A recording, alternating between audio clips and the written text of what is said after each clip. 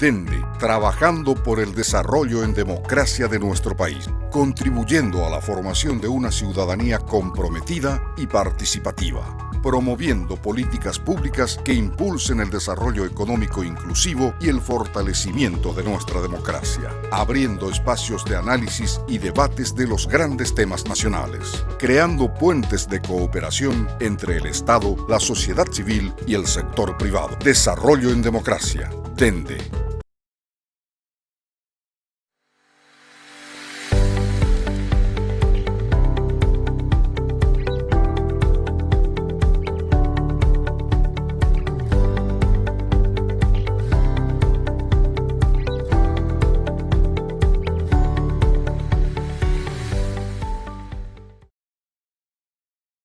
Muy buenas noches, bienvenidos a Plaza Pública Dende, este espacio donde todos los miércoles debatimos temas importantísimos para el desarrollo del Paraguay.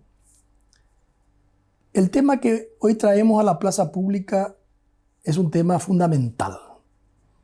Si miramos la historia de la humanidad, los ríos han sido vitales para el avance de los pueblos y de las civilizaciones.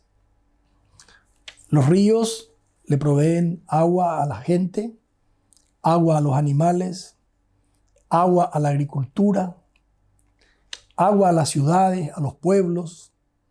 Los ríos hoy generan energía eléctrica.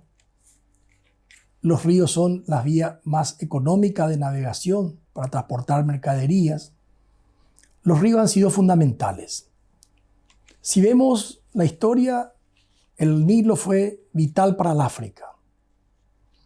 El Danubio, el Rin y el Volga fueron vitales para Europa. Y el Mississippi ha sido vital para los Estados Unidos. Tan importante ha sido el Mississippi para Estados Unidos que el Mississippi, que baja de norte a sur y desemboca en la ciudad de Nueva Orleans, estaba en un territorio que era francés. Recordemos que Estados Unidos nace con las colonias sobre el Atlántico. Todo ese medio era francés. Y ahí estaba el Mississippi, que encima desembocaba en Nueva Orleans. Eso llevó en su momento a que Thomas Jefferson le compre a Napoleón Bonaparte todo ese territorio, que significa aproximadamente 5 veces el Paraguay, todo ese medio de Estados Unidos, donde pasa el Mississippi, donde está la parte más rica agrícola de Estados Unidos. Lo compró justamente para asegurarse esa riqueza tan importante. Bueno, si bajamos todos estos conceptos a nuestra zona, a Paraguay, a América del Sur, nosotros estamos ubicados en el medio de una cuenca de 2 ríos importantísimos, que son el Paraná y el Paraguay, el Paraná es el segundo río más caudaloso de Sudamérica después del Amazonas.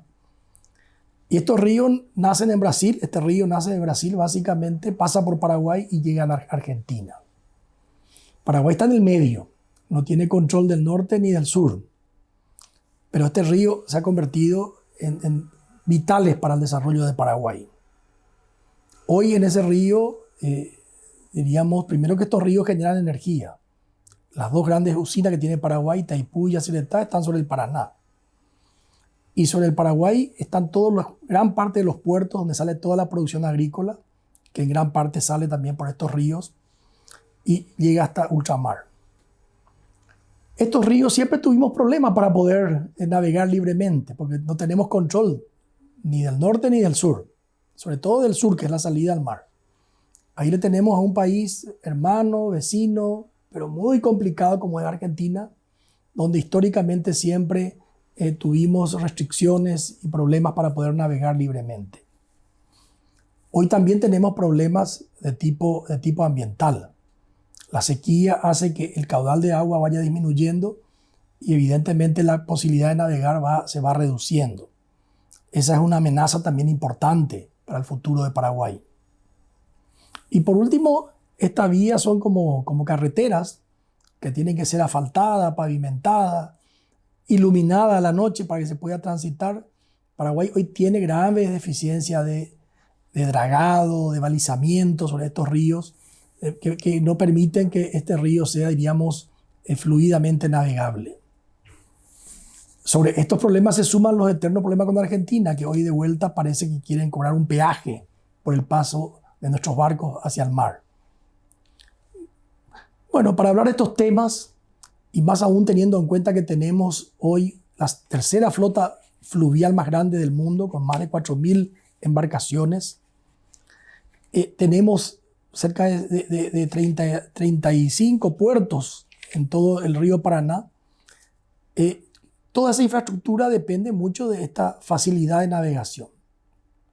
Para hablar de estos problemas, tenemos a dos personas extremadamente conocedores del tema, que en esta hora de Plaza Pública va a ir dándonos información, proveyéndonos conceptos importantes que son, repito, vitales para el desarrollo de Paraguay. Siempre repetimos, para tener una ciudadanía que influya en las políticas públicas, el primer paso es tener información. Este espacio es para dar información. Eso permite después tener una opinión y, en tercer lugar, influir en esas políticas públicas. Espero que esta plaza pública y el día de hoy sean de mucha utilidad para tener información y poder tener una opinión realmente informada. Buenas noches y muchas gracias por la presencia de esta noche.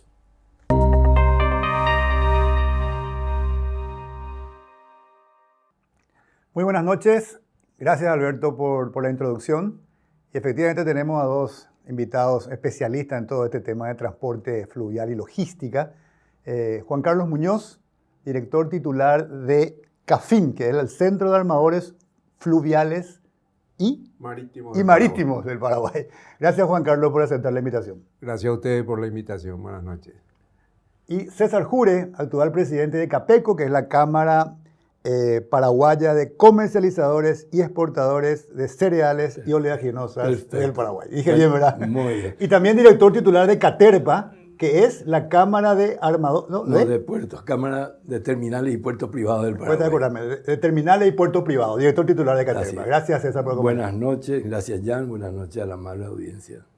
Bueno, quería empezar contigo, Juan Carlos, preguntándote. Solemos mencionar, y muchas veces lo decimos con mucho orgullo, digamos, Paraguay tiene la tercera flota fluvial más importante del mundo. Eso es decir mucho, digamos. ¿Qué significa realmente tener la tercera flota fluvial más importante del mundo? ¿Cómo se logra eso y qué implicancias tiene para la sociedad paraguaya, para la economía, para el sector, digamos, del trabajo y ese tipo de cosas? ¿Qué significa eso, Juan Carlos? Significa, en primer lugar, que luego de la decisión de recrear lo que es la hidrovía Paraguay-Paraná, los países casi naturalmente fueron ocupando roles diferentes en los 5 países que firmamos el acuerdo el 26 de junio de 1992. Paraguay tenía en aquel momento un escenario, sobre todo desde el punto de vista impositivo y laboral, bastante atractivo para los inversores. Indudablemente que en los estudios previos lo que pesaba mucho en decidir por qué hacer esto era la producción, la potencialidad de la producción agrícola y la producción mineral del norte de Brasil, bastante arraigada en ese momento. Y cuando las grandes empresas y empresarios locales empiezan a pensar cómo o dónde establecer estas flotas, Paraguay era el mejor escenario. Nosotros tuvimos el crecimiento de inversores nacionales, de empresas nacionales, pero fundamentalmente la movida fue de inversores extranjeros con el interés de transportar la producción a la que hice mención. Y también en ese momento se da una cuestión muy particular con respecto a la situación económica de Argentina, que hizo de que en aquel momento tenían un cese de bandera temporal. ¿Qué eso significa? Eso significaba salir de la bandera argentina, venir temporalmente a una bandera de cualquiera de los 5 países, e inclusive eso está en una parte del acuerdo como uno de los acuerdos temporales o transitorios, ¿verdad? Pero mucha de esa bandera vino y se quedó definitivamente en Paraguay. Un ratito, en el 92 Argentina estaba mucho mejor, ¿acaso? No era la época de Menem, de la convertibilidad. Estaba iniciando el gobierno de Menem, sin embargo, la conflictividad estaba justamente en el tema laboral y también no hay que olvidar que la carga impositiva en la Argentina era ya bastante pesada. Nosotros estábamos iniciando un periodo de reconversión en cuanto al tema impositivo, la simplificación que determinó algunas acciones concretas del gobierno, y eso hizo que Paraguay sea atractivo.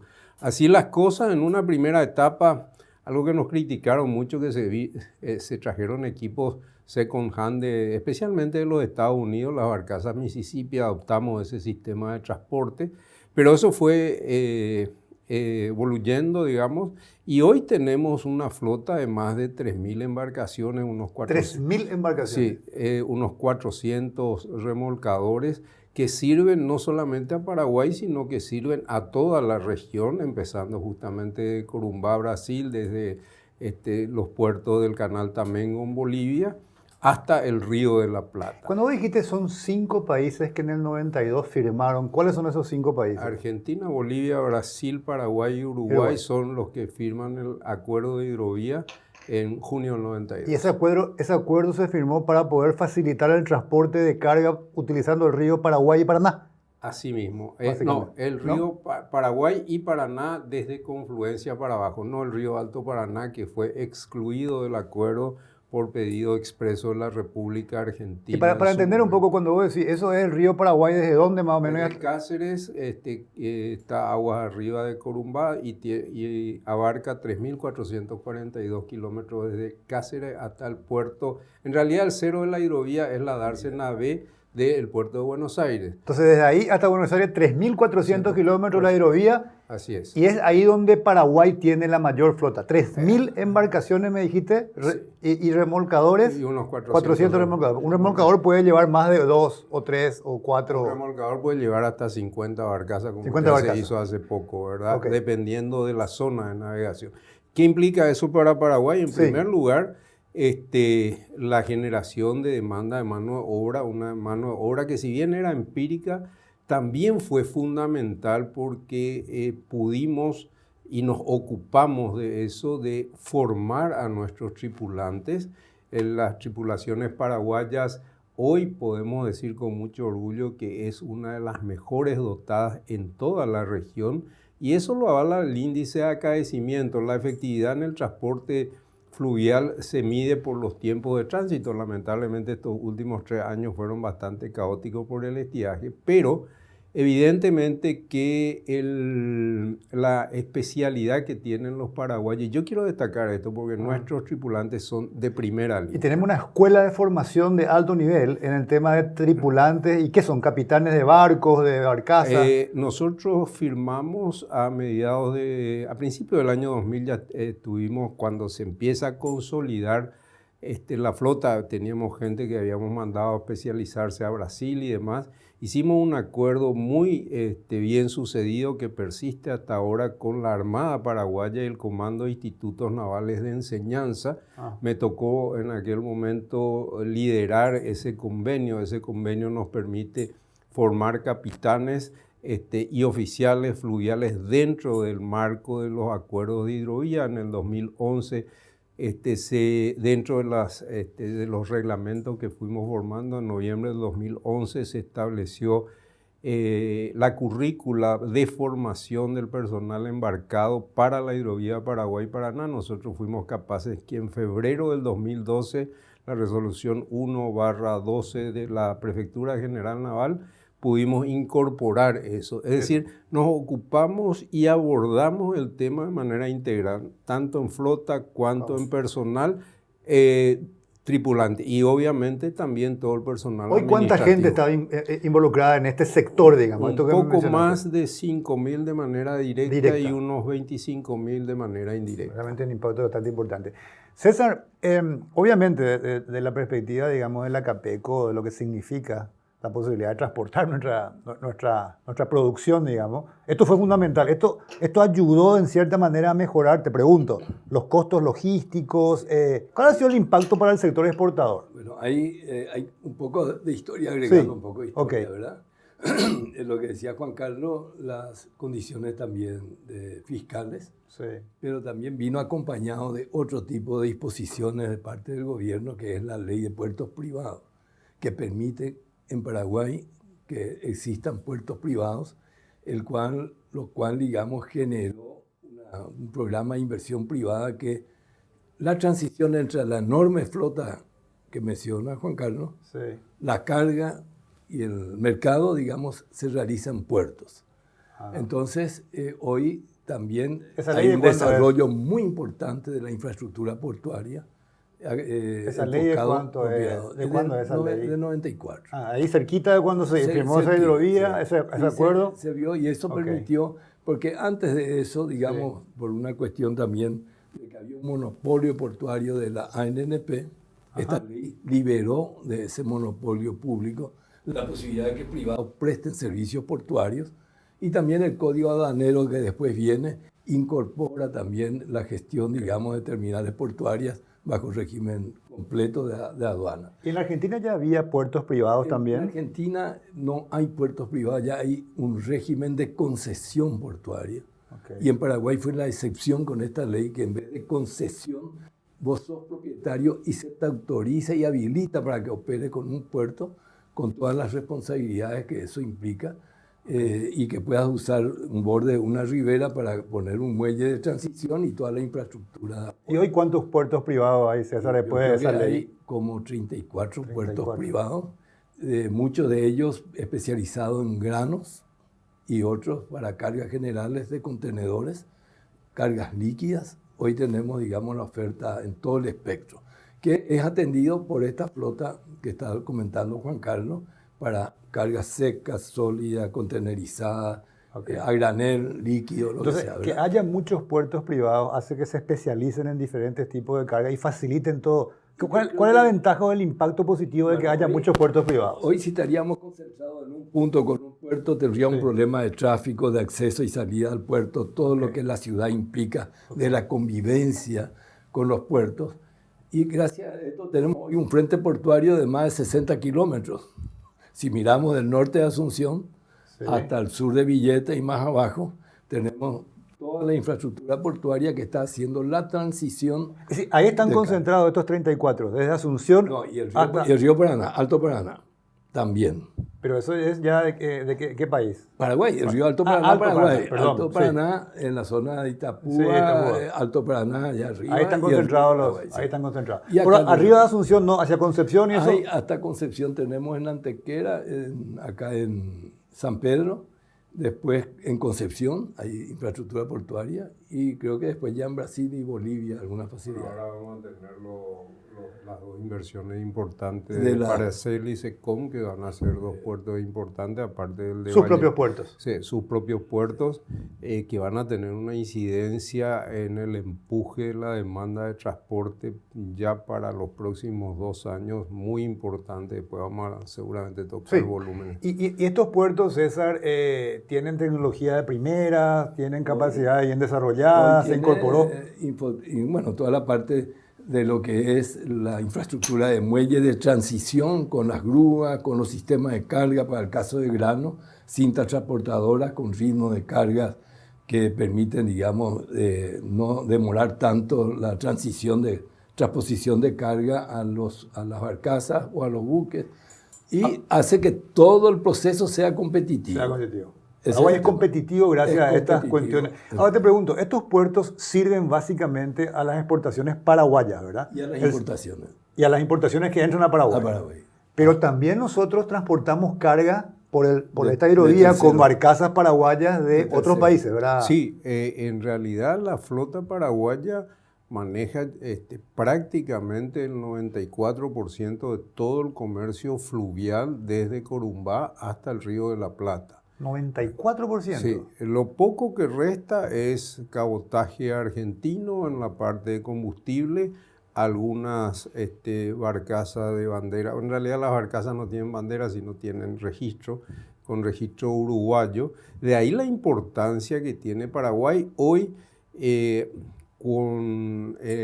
afirmándose como prestador de servicio, que es un rubro que a veces está considerado servicio solamente compra-venta de mercadería. Nosotros en este momento tenemos un potencial de servicio logístico, porque más allá de las cuestiones puntuales que hemos tocado hasta acá, hay que ver que Paraguay tiene que abordar este tema de manera integral como logística nacional y regional. Y la potencialidad que tenemos de seguir creciendo en lo que ya estamos haciendo en la hidrovía Paraguay-Paraná, que tiene una ruta trazada el río Alto Paraná con una potencialidad quizás un poco disminuida en estos 3 últimos años por la crisis hidrológica, y una potencialidad terrible. Esta mañana me tocó estar justamente charlando con un grupo importante de ejecutivos sobre lo que se viene con la interoceánica, que va de Carmelo Peralta hasta Pozo Hondo, eventualmente Estamos hablando de la carretera. La nueva carretera, que va a tener un derrame económico con prestación de servicios realmente fenomenal en Paraguay.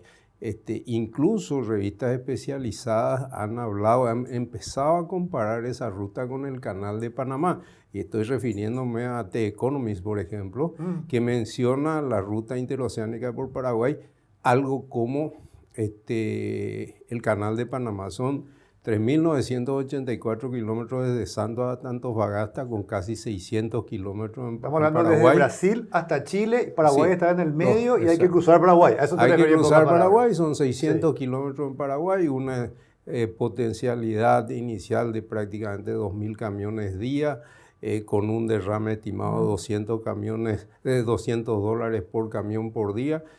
Y empezamos a sumar en la región central, y lo que trae aparejado cualquier vía pavimentada, en donde la potencialidad del sector productivo ya instalado en el Chaco, yo creo que vamos a tener realmente un pivot demasiado importante para crecer. Y por ahí está un poco el secreto de mucho de lo que va a pasar en este país en los próximos años en materia logística. Y ese rol que cuando uno mira el mapa se da cuenta de nuestras posibilidades. Y que todavía no lo hemos aprovechado para eso. Estas son las cosas que... Ahora, pero quería volver un ratito nomás para entender. Mencionabas que el 94% del transporte fluvial, digamos, de carga pasa por la hidrovía Paraguay-Paraná. ¿Y esto qué significa en términos de cuántas toneladas nosotros transportamos de mercadería, por ejemplo, por el río? En mercadería paraguaya en el 2021 cerramos con 13 millones y un poquito más, 14 millones en el 2020. Este año vamos a bajar. Eso es de toneladas. De toneladas, import y exportación. Y a eso hay que sumarle unas 5 millones de toneladas de mineral de hierro de Brasil, que sale de Corumbá, 4 de un productor, 1 de otro. Unas 600.000 toneladas de soja, casi 1 millón de metros cúbicos de combustible que se sube para Bolivia. Esa soja que mencionás, no la paraguaya, de la soja brasilera.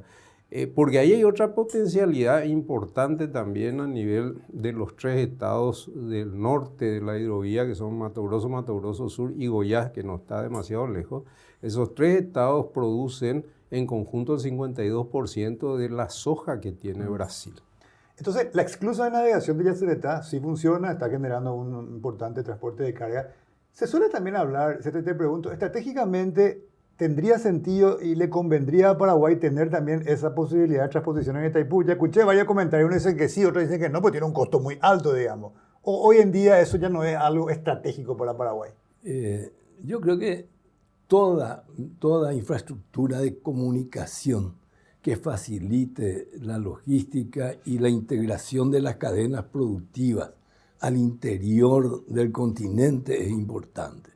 Y yo creo que esa infraestructura de Itaipú, que está previsto en el convenio que puede hacerse la esclusa, en el tratado, yo creo que es una infraestructura que va a permitir otras potencialidades de vinculación, ya sea el comercio interno del polo de San Pablo con Argentina mismo, sin ir por vía marítima, podría tener un transporte más competitivo y de menos riesgo de esta manera. O llevar combustible, traer contenedores, manufacturas, partes. Es todo un sistema que creo que es de alto potencial. Es difícil prejuzgar hasta que esté, pero cuando esté, yo creo que la iniciativa privada y la necesidad de mover productos, no solamente de producción agrícola, exportación nuestra, sino que realmente de productos de valor agregado es posible. Entonces, yo creo que no hay que menoscabar, igual que el segundo puente, yo recuerdo con un presidente en su época cuando se discutía con Brasil, el segundo puente, y pedíamos nosotros que se incluya la multimodalidad Digamos que es la multimodalidad. Y que no solamente sea el transporte de camiones terrestres, sino que también prevea la posibilidad del uso de trenes, de vía de carga con trenes. Y ya teníamos del otro lado, digamos, de Cascabel hasta los puertos puerto de Paranaguá y a toda la conexión con ferrocarril que tiene Brasil de su costa. Ya teníamos ferrovía y había el compromiso de llegar hasta Foz probablemente. Y decía, pero nosotros no tenemos ferrocarril, ¿por qué vamos a agregar ese tipo de costas? Bueno, pues tenemos que mirar futuro, no estamos hablando de hoy. Claro. Pero si hubiera la posibilidad de agregar un ferrocarril, nos ahorraríamos un montón de complicaciones de transporte con camiones de carga, 2.000, 3.000 camiones agolpados en la frontera para cruzar, que podría haber facilitado, digamos, un medio masivo de Bueno, ese el tipo. puente ya está por terminarse. Pero ¿Tiene o no? Camiones. No tiene, entonces la decisión fue no tema ferroviario. Bueno, que se perdió esa oportunidad. Se perdió la oportunidad. Básicamente. Pero a veces la visión a futuro es importante que los estadistas lo tengan, claro, y no sean mezquinos a lo de corto plazo, ¿verdad? Correcto. Bueno, un poco, Juan Carlos, mencionaste todo el impacto que ha tenido este sector, todo lo que significó el desarrollo, se ha vuelto muy competitivo, los puertos privados, pero seguimos escuchando el problema que tiene la navegabilidad, que viene a ser el mantenimiento de la carretera, digamos, ¿verdad? ¿Cómo está eso? Porque cada tanto se escucha el tema del dragado, del balizamiento. ¿Se ha avanzado en eso? ¿Dónde están los digamos? Bueno, yo creo que lo que pasó es que hay que medir las cosas en el escenario político muchas veces. Nosotros al principio de los 90 veíamos un gran auge de integración, gobiernos que fueron capaces de firmar Mercosur y el acuerdo de transporte por la hidrovía en muy poco tiempo, y que con el humor político que fue cambiando hoy es cada vez más difícil. Pasaron algunas cosas, la integralidad de la obra se pierde en el 2004 cuando los 5 países deciden cada país hace su tramo. Y cuando decís cada país hace su tramo, entonces más allá de la soberanía, que muchas veces es esgrimida por algunos políticos nacionalistas, hay que entender que el río no se puede intervenir por tramos si no nos ponemos de acuerdo qué vamos a hacer, cuándo lo vamos a hacer y dónde lo vamos a hacer. Paraguay tiene 543 kilómetros soberanos desde el río Apa hasta el río Pilcomayo. Nosotros podemos hacer un muy buen proyecto como el que se pretende hacer ahora, entre otros, por ejemplo, con el cuerpo de ingenieros en un plan maestro que nos va a permitir un abordaje integral. Pero ¿qué pasa en el norte y qué pasa en el sur? Hoy lo que está siendo desarrollado es una nueva concesión de Argentina hasta el 1240, que es el kilómetro en la confluencia Paraguay con Río Paraná, que nosotros mismos hemos hablado con nuestros pares de Argentina para poder hacerlo hasta por lo menos Formosa, que es el tramo compartido Argentina-Paraguay, y desde Formosa en adelante hasta el río Apa por parte de Paraguay. Eso nos permite ya tener cierta previsibilidad. La confiabilidad de la vía navegable se da de manera muy particular con obras de dragado, pero también con obras que permitan tener reservorios de agua suficientes para garantizar un calado mínimo económicamente rentable para que eso suceda. A ver, Juan Carlos, cuando vos decís en Argentina hay una concesión, ¿la concesión es a una empresa privada para hacer qué? No, están en este momento haciendo un nuevo pliego para concesionar la vía navegable troncal, así se llama, para mantener la navegabilidad, para asegurar la navegabilidad del río Paraná en toda su extensión hasta Confluencia. Es decir, del río Paraná del lado argentino.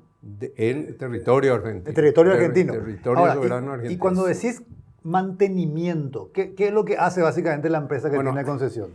Hay dos escenarios. El primero, cuando uno aborda manejar un río, primero hay lo que se llama los trabajos de apertura, es decir, aquellas obras mínimas que permitan asegurar los niveles de calado. Esas pueden ser obras de canalización, de represamiento, en fin, hay soluciones de ingeniería que se deben estudiar. A partir de ahí, estamos en el proceso de mantenimiento. Hay que tener en cuenta que el río Paraguay es un río de llanura con bastante sedimentación que corre a un ritmo de 4.800 metros cúbicos por segundo a partir del Bermejo, con un vertimiento temporal de 15.000 metros cúbicos por segundo, más la confluencia 90 kilómetros abajo con el río Paraná, presentan características hidráulicas totalmente diferentes.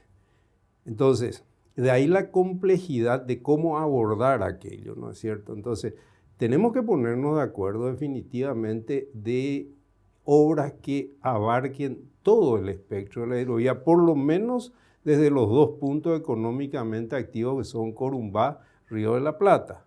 Y para eso creo que nos falta todavía un capítulo pendiente, que es poner sobre la mesa los intereses de cada uno de los países de las regiones, porque así como el rol de Paraguay, por ejemplo, es manejar la logística fluvial, el rol de Argentina ha sido un franco crecimiento de sus servicios portuarios, también en el caso de Uruguay.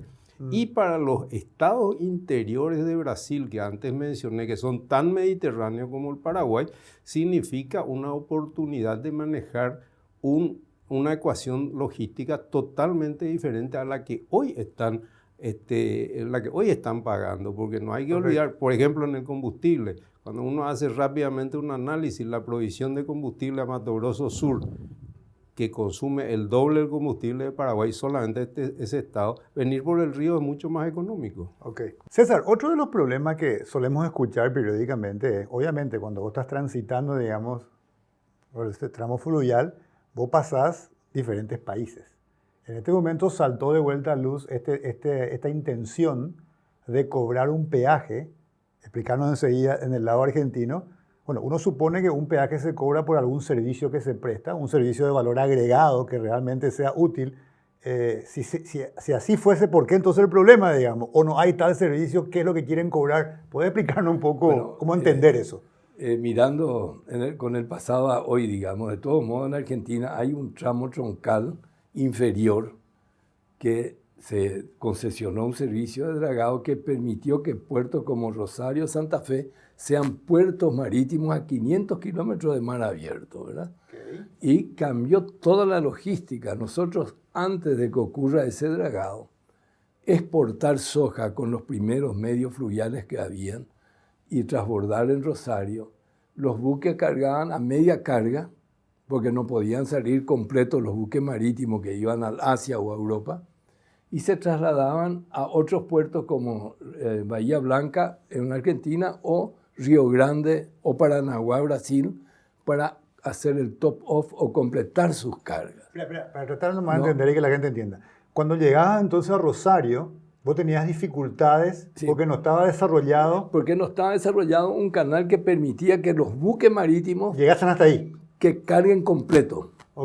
Digamos que tenía que cargar a 40 pies. Porque el calado no permitía. No le permitía, entonces era con 20. Entonces yo cargaba para 20 pies y él salía medio lleno o medio vacío y tenía que recalar en otros puertos y completar carga para cruzar el océano. Más costo, básicamente. Más ineficiente, más costo. Y más costo. ¿Y eso cambió? ¿Cuánto costaba a la exportación paraguaya eso? Más. Costaba entre 12 a 14 dólares de diferencia de precio que yo vendía a Paranaguá en esa época con un transporte terrestre, que no es barato. Entonces yo decía un precio puesto en buque en Paranaguá, puesto en buque en Rosario. En esa época me salía más caro poner en Rosario. Por esa razón, porque todavía no había ese desarrollo. Y ahí yo tenía toda la producción de soja paraguaya se desarrolló sobre el transporte terrestre a puertos como Paranaguá. Inclusive ahí Capeco, junto con el Estado paraguayo y como socio a la NNP, desarrolla una alianza público-privada, se construye una terminal y unas cintas para poder, digamos, cargar los buques. En Paranaguá, en Brasil. Pero se transportaba por tierra hasta ahí. Hasta ahí. Entonces hacíamos un gran pool de todos los exportadores y se negoció con Brasil un acuerdo de tránsito de camiones que podíamos trasladar 500 camiones por noche. Por noche. Cruzar el puente y trasladarnos hasta Paranaguá en un tránsito controlado fiscalmente y se precintaba la carga y se desprecintaba en destino. Y ahí vendíamos la soja al mundo nosotros. Bueno, comenzó el río y después comenzó el canal, digamos, en la Argentina y se habilitó al Rosario a 32 pies, o no sé, Juan Carlos, a 34, ¿verdad? Y entonces los buques de ultramar ya podían cargar completo. Y los precios que yo podía vender, ya podía vender a un precio mejor que lo que yo vendía en Paranagua. Entonces coincidieron muchas cosas para que todo el sistema terrestre se vuelque realmente al río. Y hoy es así, hoy se volcó al río, básicamente. Hoy se volcó al río. Yo tengo las exportaciones, hago al mercado brasileño por vía terrestre, de soja, algo, maíz mucho, arroz y trigo. Que va lo que queda en Brasil. Para Brasil. Pero lo que va al mundo. Lo que va al mundo, la mayor parte es vía fluvial, ya sea por el río Paraguay o por el río Alto Paraná, con destino al polo industrial que ganó Argentina en la región de Rosario y en todo ese entorno, porque ahí es el punto de salida de toda la producción interior. Y también de transbordo directo a buque de ultramar. Perfecto. Para otros. Y eso fue posible gracias al desarrollo de esa infraestructura que planteaba en Rosario. Y que se pagó un peaje. Se pagó el peaje, pero hubo un beneficio de precio. Esto que me está hablando ya es anterior. Se pagaba un peaje. Muy anterior. Se pagó un peaje. Hasta hoy se paga el peaje marítimo. Y eso no hay ningún problema porque. No hay ningún problema conviene. porque el costo que teníamos nosotros en precios por recargar en el camino era más alto que y porque además es un servicio de valor agregado. O sea, siguiendo tu línea, exactamente. Y ahora el nuevo peaje no hay ningún servicio conexo. Porque es el tramo fluvial para las barcazas. Y nuestras barcazas operan con 9, 10 pies, 11 pies, 12 pies, depende de la época. Y todo el tramo, entiendo yo por lo menos, que es territorio de confluencia bajo el Paraná es un área donde hay muy poco trabajo de ese tipo para que naveguen los convoyes de barcaza. Es decir, lo que vos me estás diciendo es, ¿cuál es el servicio en retorno de tu pago de peaje? Eso es lo que eso de ahí no se justifica pagar. ¿Y cuál es, Juan Carlos, el servicio de retorno? ¿Cuál es el argumento para poner un peaje? Bueno, en primer lugar, para poner un peaje hay que tener un índice de servicio comprobado, ¿no es cierto? Lo que ocurre desde el 1240 para abajo es que el índice de recurrencia de niveles menores a 10 pies es de 13 días por 365.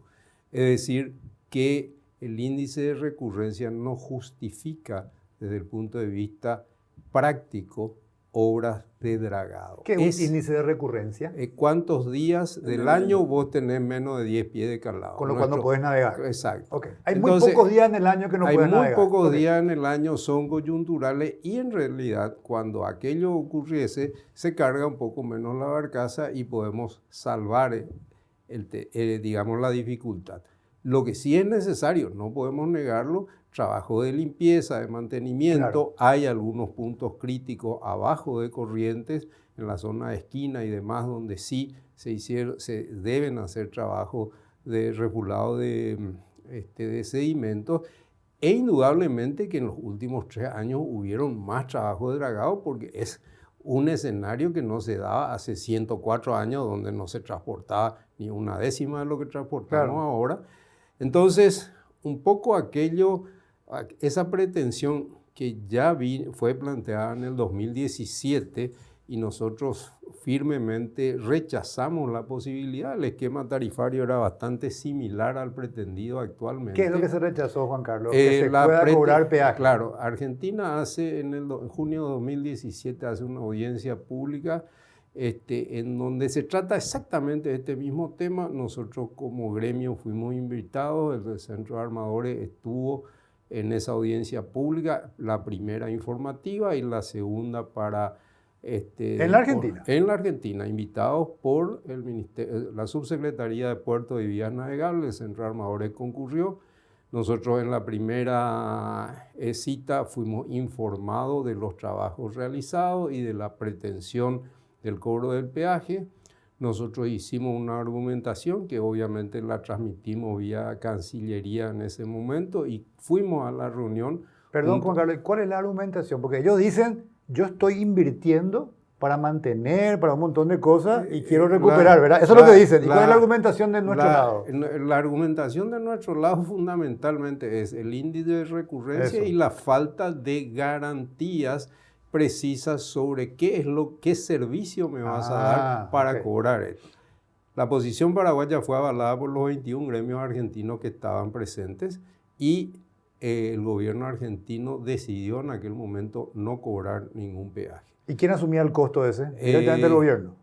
Asumió probablemente el gobierno argentino. Había un acuerdo de concesión o de ampliación de la concesión original a la que refirió César recién, de partir desde Santa Fe al norte con la empresa Hidrovía S.A., ¿no es cierto? Y que tenía un periodo de obras financiado por el gobierno argentino y un cobro de peaje a partir de la finalización de los trabajos, que fue el 30 de agosto del 2013. Ahí sí se cobró, Sí, digamos. no, ahí se debería fijar la tasa.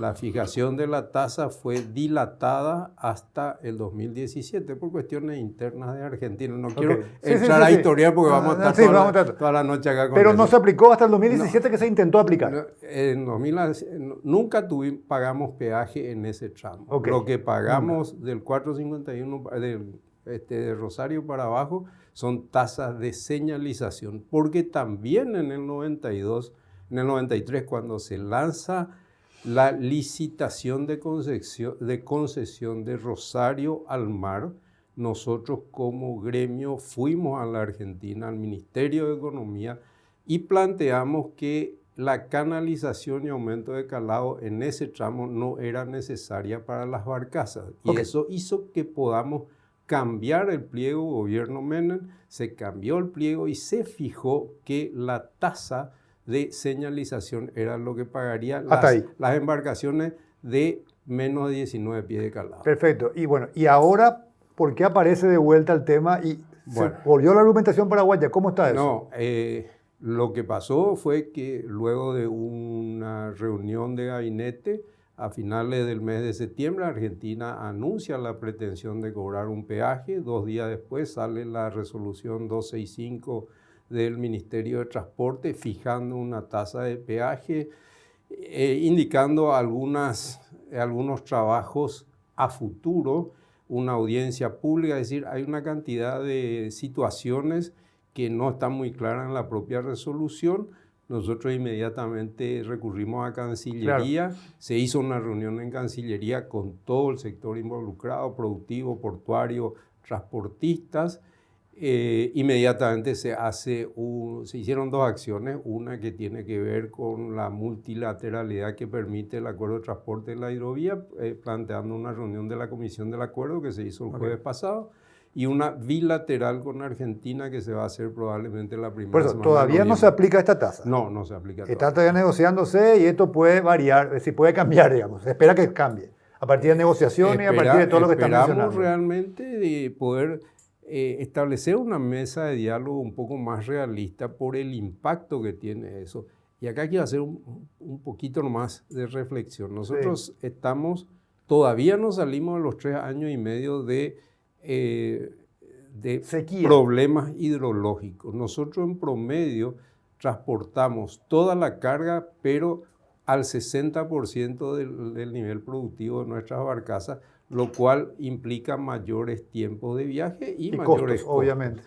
Entonces, este año teníamos una perspectiva mayor. Lo primero que nos enteramos es la baja tremenda de la producción agrícola paraguaya que se dio justamente por la sequía. Y en marzo, la guerra con el impuesto, la subida de todos los commodities, 94% el bunker, que es el combustible que utilizamos. Entonces, en este momento, la aplicación de cualquier tasa, de cualquier peaje, tiene un impacto para la economía paraguaya demasiado importante, entre 35 y 40 millones de dólares, solamente para los productos paraguayos, si sumamos... Ese sería el impacto si se aplicase esa tasa. Exacto. Y eso lo vamos a pagar todo. El productor va a recibir menos dinero, la importación va a ser más cara, la paga el pueblo, porque a veces dicen... los transportistas. Nosotros transportistas, nuestra ecuación de costo, obviamente... Se transfiere el costo, claro. Exacto. Ahora, César, entonces, volvemos por el lado paraguayo, soberano paraguayo, digamos. Río Apa hasta el río Pilcomayo, me dice. Tenemos estos problemas que se necesita realmente señalización, balizamiento, dragado, pero eso implica un costo y el que lo va a asumir tiene que de alguna manera recuperar el costo. Mencionaron el cuerpo de ingenieros americanos. ¿Cuál sería la propuesta de ustedes más viable para tener realmente una navegabilidad en forma, digamos, y cómo se financia eso. Bueno, primero hay un problema real, Sí.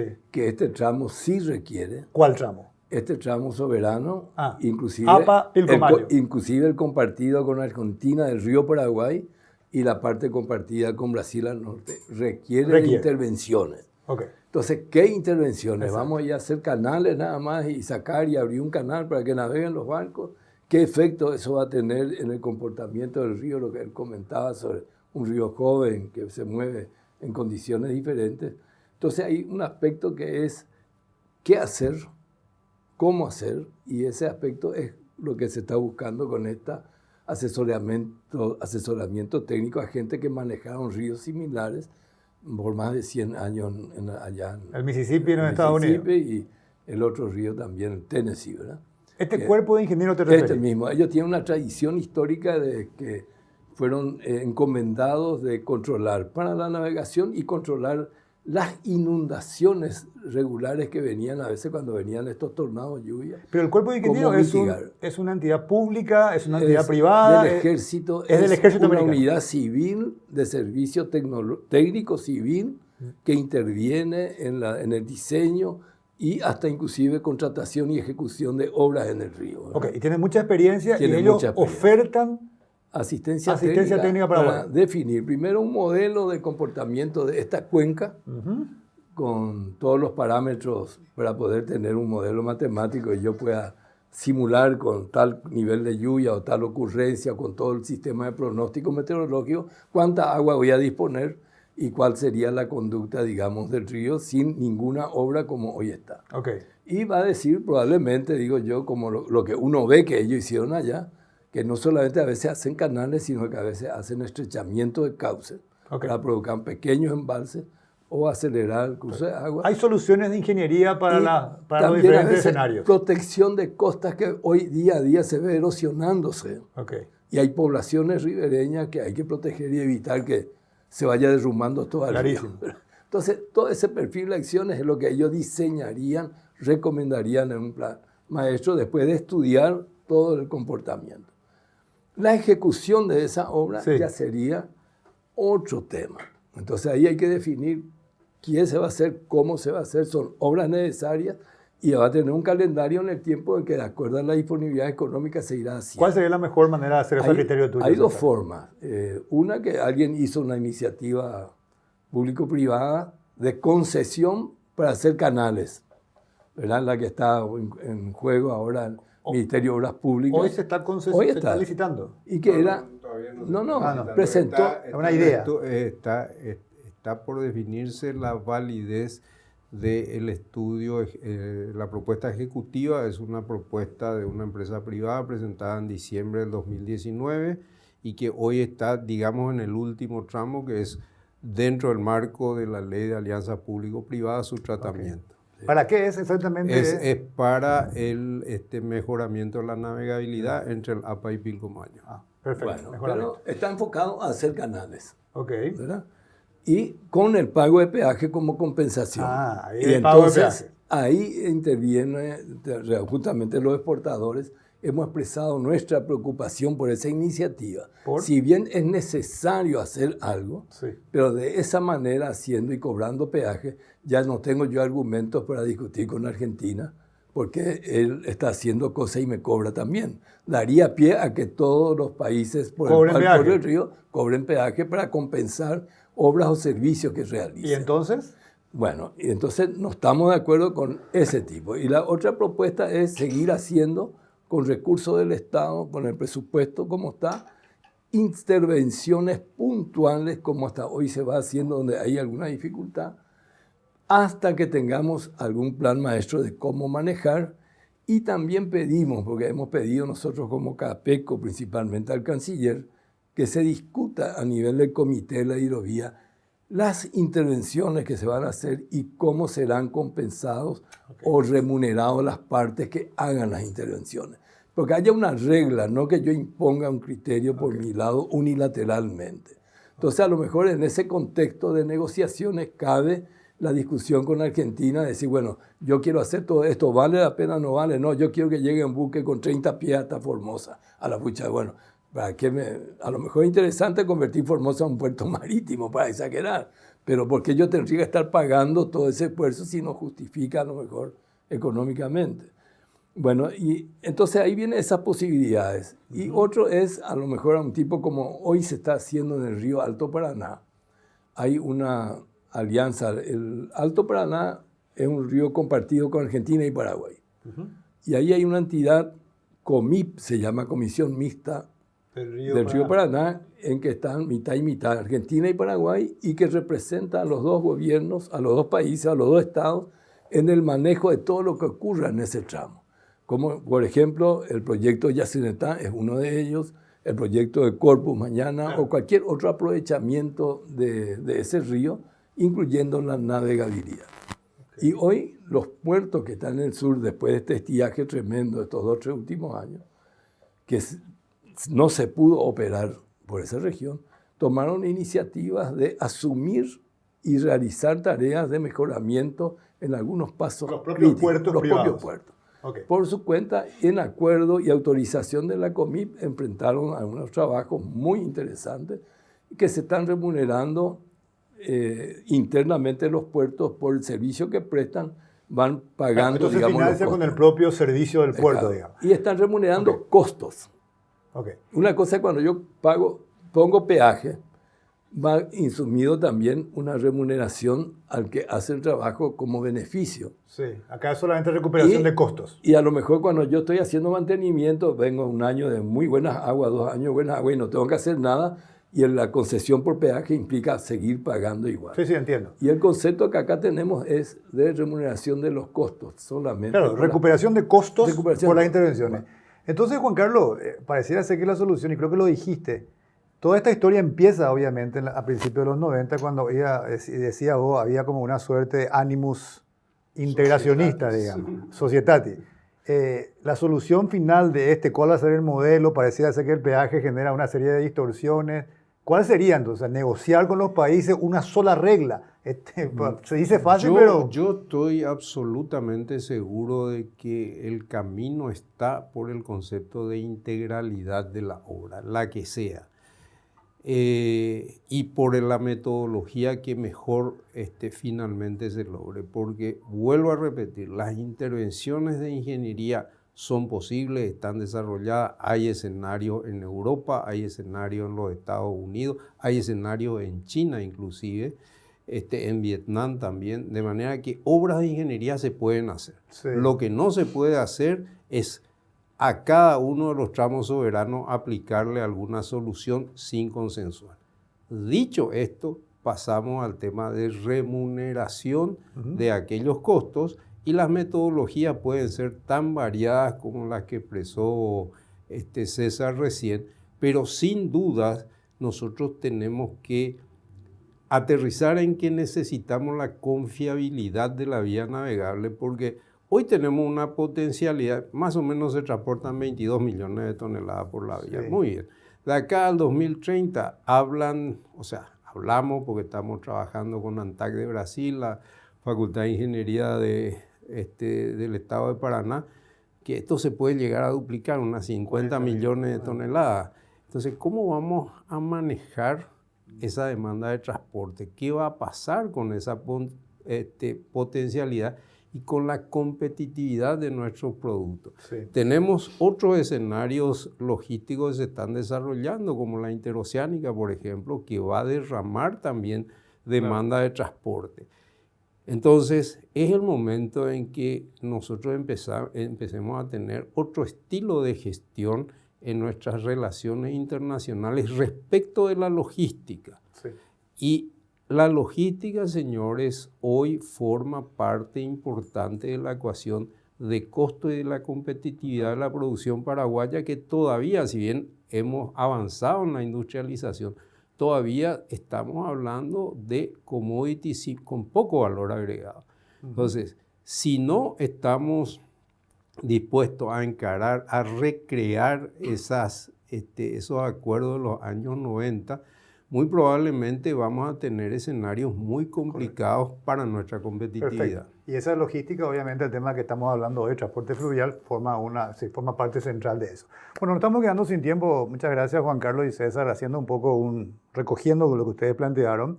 Este acuerdo del 92, digamos, en un ambiente integracionista importante entre los países, permitió un desarrollo enorme del transporte fluvial, básicamente, y particularmente en Paraguay, que aprovechó mejores condiciones, ustedes los decían, tanto fiscales como laborales, como de clima de negocios, digamos. Eso nos convirtió eventualmente hoy en la tercera flota fluvial. Esto significa tener 3.000 barcazas y 400 remolcadores, 5.000 personas trabajando, 25.000 de manera indirecta, un impacto enorme, proceso de formación de mucha calidad, se desarrolló un sector, eso aparejado a una ley que de alguna manera fue muy positiva de permitir la apertura de puertos privados, rompiendo un monopolio, generó una mayor competitividad, más de 34 puertos privados que han empezado a desarrollarse, y eso va a generar, digamos, una serie de cuestiones muy positivas. Hoy se transporta, decís, Juan Carlos, más de 20 millones de toneladas. El potencial de esto es duplicar, llegar incluso a 50 millones de toneladas, pero el gran tema es básicamente cómo mantenemos una navegabilidad de calidad a lo largo de esos 3.400 kilómetros de trayecto que hay, digamos, en todo eso que llamamos la hidrovía. Y hoy pareciera ser, encarando la solución de esto por tramos, y cada país trata de ver en su parte, digamos, del tramo cómo encuentra alguna solución. Y empiezan a haber cuestiones como, bueno, yo quiero hacer esto, pero quiero cobrar el peaje. ¿Pero por qué ese peaje si no hay un servicio vinculado? Yo acá necesito otra cuestión, y lo que ustedes plantean es que la solución a esto es una mirada integral. El denominador común es que tenemos que tener una hidrovía navegable, y el otro denominador común es que tiene que haber un plan integral de solución que de alguna manera asegure eso, y que se encuentren alternativas, que hay algunas experiencias concretas que permiten de alguna manera transferir los costos que esto implica de manera equitativa y de manera que favorezca básicamente el comercio y no empiece a generar distorsiones o dificultades. Es un poco lo que quitamos de la sostenibilidad, esa es la palabra clave. Es un poco lo que quitamos hoy, así que muchas gracias, César, de vuelta, Juan Carlos, por la oportunidad de aprender mucho con ustedes de este sector tan importante para no solamente para la economía, sino también para la sociedad. Muchas gracias, buenas noches. Buenas noches, muchas gracias.